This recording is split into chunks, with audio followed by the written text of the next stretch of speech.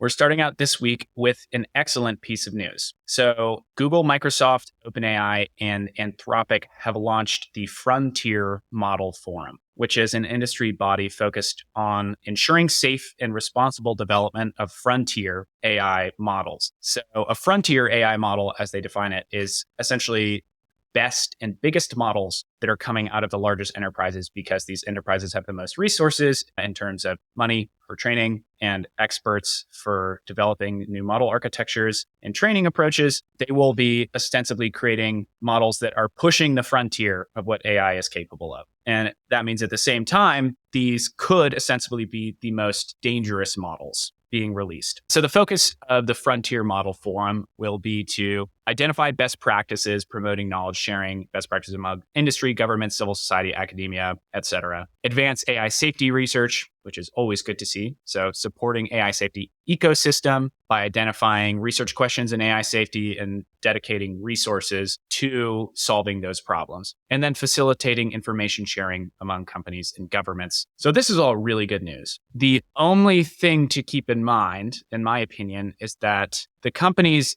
that have joined this forum, it's all voluntary participation. And there is essentially no consequence for not upholding commitments other than public opinion. So we need to keep an eye on the Frontier Model Forum and to make sure that these companies are upholding their commitments, because the only thing upholding that is our opinion of the company.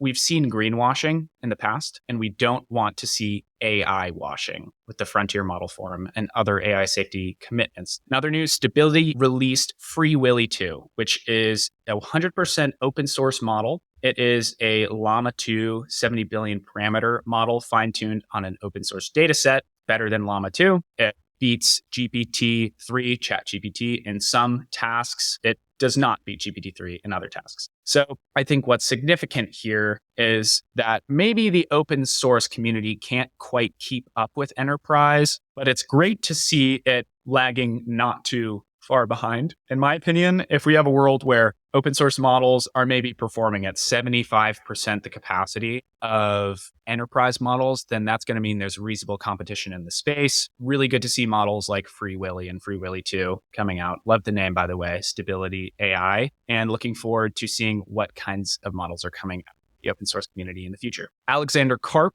of Palantir released a very interesting article. And this article is regarding the military applications of AI and what Karp calls an Oppenheimer moment, or the beginning of a new arms race. Essentially, to boil this all down, what Karp is getting at is the AI moment is the beginning of an arms race of an entirely different kind than what we saw in the nuclear arms race era. He argues that for the moment, we should direct our attention away from necessarily the propriety of speech and focus on technical architecture and regulatory framework around moats, guardrails that allow AI to interface with other systems, autonomously interface with other external systems like electrical grids, defense intelligent networks, air traffic control, etc. He states we must not shy away from building sharp tools for fear they may be turned against us, and uses a pretty classic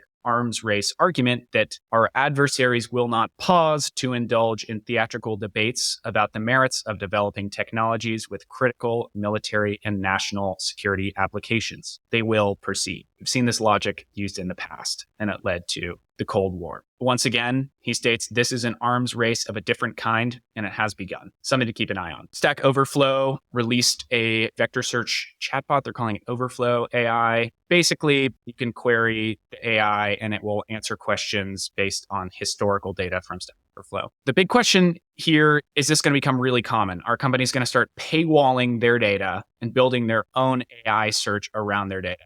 The value of these companies is in the data that they have in the website. Interestingly, this is all data that's been contributed by users for free for no money, but we have yet to see if this is an effective business model. I'm interested to see who is using Overflow AI, if anybody uses it. Worldcoin is, I can't believe I'm saying this in 2023, a cryptocurrency created by Sam Altman, or endorsed by Sam Altman. Trying to tackle a problem of how we're going to distinguish people from AI in the future, the answer here is by tying it to your biological identity, in this case, using a retinal scan. As Sam Altman says, people are lining up in third world countries to get their eyes scanned, which is very exciting. It's up to you to decide if this is going to be an effective tool for distinguishing AI from humans, or if it's just going to incentivize the AI to steal people's eyes. Last piece of news, if you missed it, GPT-4 architecture leaked. It has 1.8 trillion parameters, and the way that they keep GPT-4 at a reasonable cost per inference is by utilizing a mixture of experts approach, which is essentially breaking it into 16 different experts that work together. Each has 110 billion parameters. Each is trained for a specific task or field, and every time you make an inference to GPT-4, or you query GPT-4, it will utilize a small subset of those experts to answer your question. Therefore, every time an inference is made on the model, it's only using a small fraction